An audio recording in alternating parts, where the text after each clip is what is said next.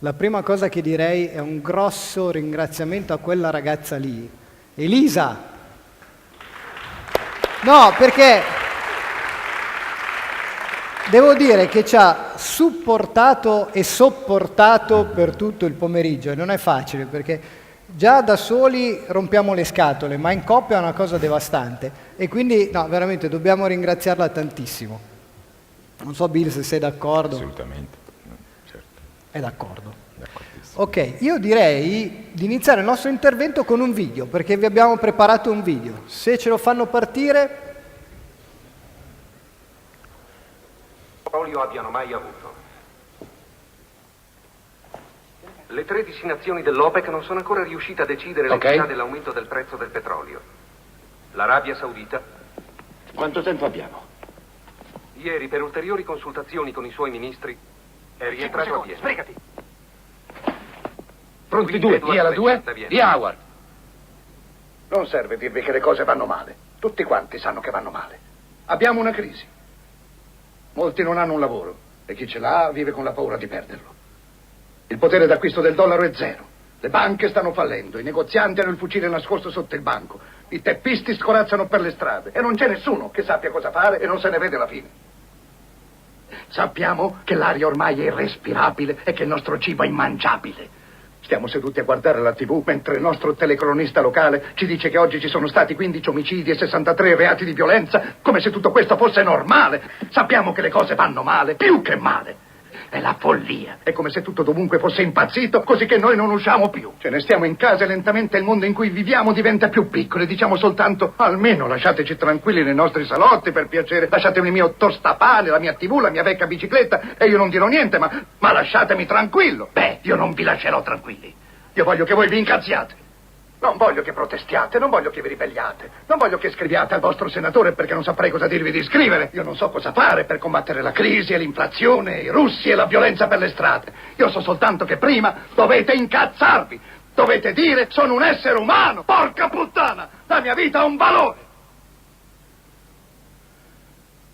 Quindi io voglio che ora voi vi alziate.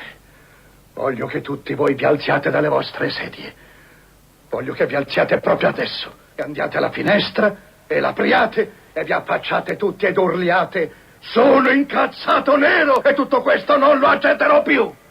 Voglio che vi alziate in questo istante. Paul resta su di lui. Seguitelo con la telecamera. Apritele, mettete fuori la testa e urlate sono incazzato nero e tutto questo non lo accetterò più. Le cose devono cambiare. È trasmesso in diretta da quante stazioni? 67, comprese Louisville e Atlanta. Tutto questo non lo accetterò più.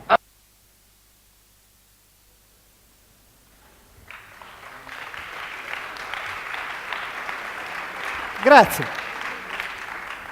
Allora, questo film, che si chiama Quinto Potere, è stato girato nel 1976. Poi dopo vi dico anche chi sono, è la slide dopo, perché lavorando per un'azienda tedesca noi siamo precisi, se non c'è la slide non parliamo. Questo film, che è stato girato nel 1976, è stato girato quasi 40 anni fa. Quasi 40 anni fa. A 40 anni di distanza io rivedo queste immagini e dico, beh, direi che non è cambiato niente. Siamo qui a parlare di innovazione, siamo qui a parlare di cambiamento, siamo qui a parlare d'amore, eppure mi accorgo che dopo 40 anni, da quando è stato girato questo film, non è cambiato praticamente niente. E quello di cui vi parleremo io e Bill oggi è proprio un po' di cambiamento, di un cambiamento che è possibile fare, di amore, di tanto amore, prima diceva Renzo Rosso, di amore, l'amore è una cosa importantissima, è una cosa fondamentale, e di gioia, e di allegria, e di sorrisi. Se passiamo alla prossima slide, o se posso girarle direttamente io? Perfetto. Allora, io tra i due sono quello con gli occhiali. Chi è che ha riso? Chi è che ha riso? No, guardate che l'altra si chiama Silly Piggy ed è un maialino vietnamita, il più felice del mondo, perché non possono essere mangiati, non sono buoni. E lei vive in un posto magnifico in Toscana.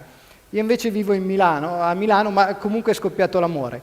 E io sono quello con gli occhiali. E ho lavorato, e dopo vi dirò perché uso... Oh, grazie. Ho lavorato per tanti anni per una grossa multinazionale farmaceutica tedesca che si chiama Boehringer Ingelheim, che con tipica fantasia teutonica il nome Boehringer Ingelheim nasce dal fatto che è ancora un'azienda familiare, il cui padrone si chiama Boehringer e che è stata costruita ad Ingelheim. Ingelheim, per chi è dell'area milanese, Ingelheim è un paesino tipo Corsico, piccolissimo, dove c'è solo l'azienda. No, c'era qualcuno di Corsico che si è risentito, no? E ho lavorato per tanti anni in questa azienda e negli ultimi 3 anni mi sono occupato di imprenditoria sociale ed è in questo modo che sono venuto a conoscere Bill e sono venuto a conoscere anche una grossa realtà internazionale che si chiama Ashoka, di cui poi vi parlerà Alessandro. Questo progetto si chiama Making More Health, ovvero il tentativo di una grossa multinazionale farmaceutica, familiare, di produrre più salute per i paesi in cui opera. E immaginatevi che una grossa multinazionale farmaceutica opera praticamente in tutti i paesi del mondo.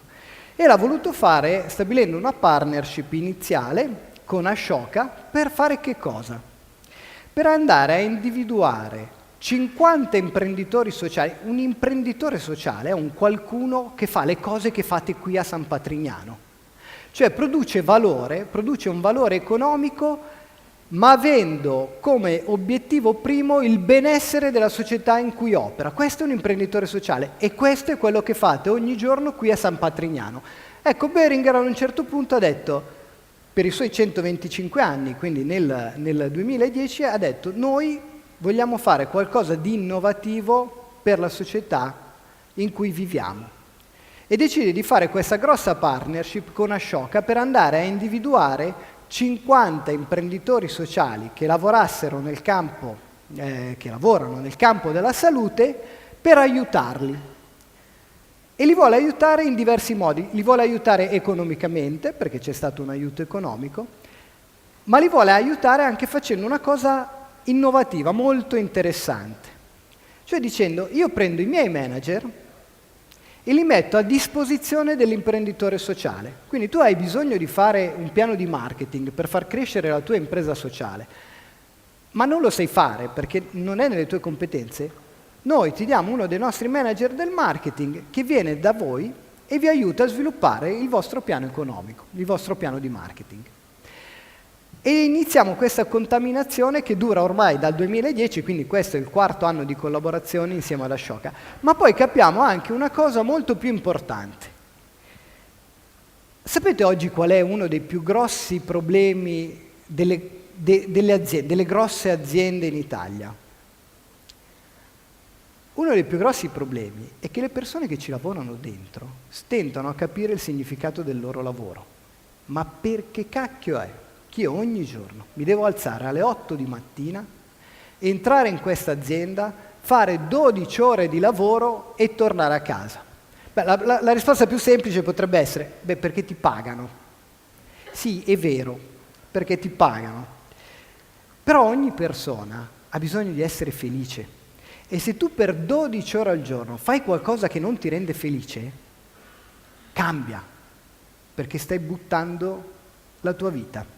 Allora, quello che abbiamo capito, mettendo in campo questo progetto, è che nel momento in cui tu fai rientrare nel lavoro delle persone il supporto ad un imprenditore sociale, a un qualcuno che impatta positivamente la società, come fa San Patrignano. Un sogno bellissimo sarebbe mandare qualcuno di Boehringer Italia, magari un giorno ci riusciremo qui a San Patrignano a collaborare con voi. Allora, nel momento in cui tu vedi che il tuo lavoro non è solo focalizzato a produrre fatturato, a far sì che alla fine dell'anno abbiamo fatto il +7, cazzo siamo bravissimi, il mercato ha fatto 0, noi abbiamo fatto +7, siamo bravissimi, ma a dare un contributo positivo alla società in cui vivi, questo ci ha dimostrato che le persone che lavorano all'interno di Boehringer, ovviamente non tutte, poi ci sono sensibilità diverse, però hanno iniziato a dire, cacchio, ma io sono orgoglioso di lavorare per un'azienda così. Io sono contento di lavorare per un'azienda così. E questa è la seconda cosa che abbiamo capito. La terza cosa che è quella che vedete scritto lì, Build Bridge to BI Business. Ha detto, ma vuoi vedere che a parte il fatto che noi possiamo aiutare gli imprenditori sociali, forse loro possono aiutare noi? Forse loro ci possono far capire che come costruire un'economia, un modello di business nel farmaceutico, che è un mercato pazzesco perché tu vendi dei beni che lavorano sulla salute delle persone.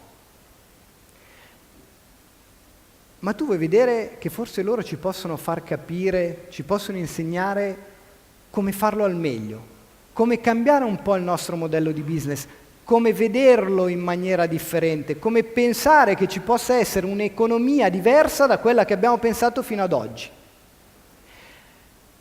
Ed ecco perché per noi Making More Health è innovazione, perché vogliamo cercare di cambiare l'azienda in cui lavoriamo partendo dall'interno. In Italia abbiamo iniziato a collaborare con una serie di imprenditori sociali, e uno è quel signore lì che è alla mia destra, che mi permetto di dire che dopo insomma, un po' di tempo che ci conosciamo siamo diventati amici, e quindi mi permetto di dire il mio amico Bill. Abbiamo iniziato a lavorare con una serie di realtà, qui ne vedete alcune. Prima avete sentito parlare di Dynamo Camp, abbiamo collaborato con Dynamo Camp. Io sono stato mandato 6 mesi a lavorare in Dynamo Camp, che è un camp di terapia ricreativa per bambini con patologie croniche severe. Abbiamo collaborato con Sport Senza Frontiere, abbiamo collaborato con una realtà simile a San Patrignano, che è un'altra comunità, dove c'è un laboratorio di pasticceria molto interessante. Ecco, devo dire che oggi ho assaggiato i vostri dolci, io dopo voglio andare a conoscere i pasticceri uno a uno e stringergli la mano perché sono buonissimi.